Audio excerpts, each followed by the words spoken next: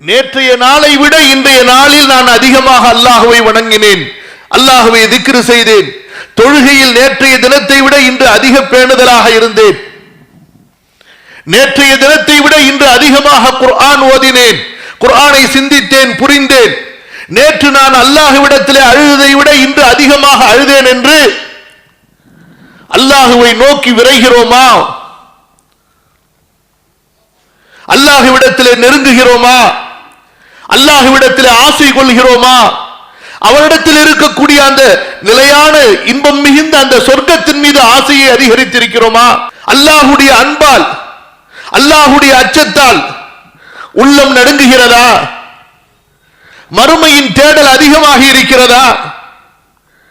மரணத்தின் நினைவு காலையிலும் மாலையிலும் இரவிலும் பகலிலும் நமக்கு வந்து போகிறதா?